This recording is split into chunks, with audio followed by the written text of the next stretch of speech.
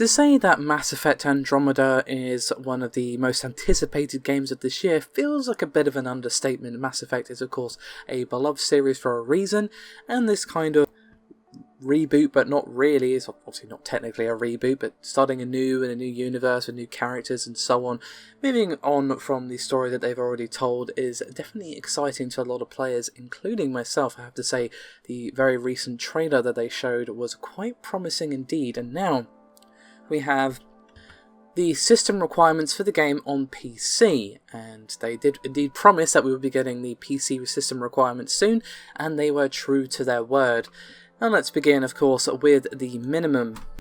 And of course, you've got 7, 8.1 and 10 for the OS. However, for the CPU, you'll need an Intel Core i5-3570 or an AMD FX 6350 and 8GB of RAM. However, for the graphics card, you'll need a NVIDIA GTX 660 with 2GB of VRAM or an AMD Radeon 7850 with the same. Oh, unsurprisingly, this is a DX11 game, and you better clear out some space on your hard drive because it's going to take up a pretty hefty 55GB. However, what you're really here for is the recommended specs, so let's move swiftly on, shall we? Unsurprisingly, the OS is the same. For the recommended, however, for the CPU you will need an i7-4790 or an AMD FX 8350.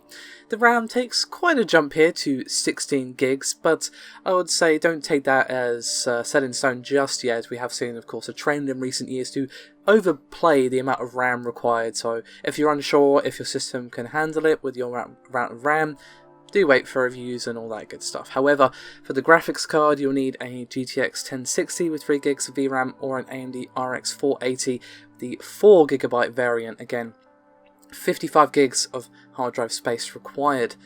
So, not unsurprisingly, the recommended specs are fairly beefy, but, manageable. Those two graphics cards are, exactly going to pick them up for 50p down at the pound shop, but they're not too expensive when it comes to hardware. It's a bit of a shame, however, that this game doesn't use DirectX 12, but of course that would involve either Windows 10 exclusivity or of course them actually coding for both APIs, which would be of course extra work, but there's nothing stopping them from patching it post-launch to support DX12. It's just a bit of a shame that it doesn't support it at launch. So there you have it, the beef that your PC will need to bring to the table in order to run this game at the most shiniest graphics. Let me know your thoughts and opinions as always. Your support is highly appreciated, and I'll see you next time.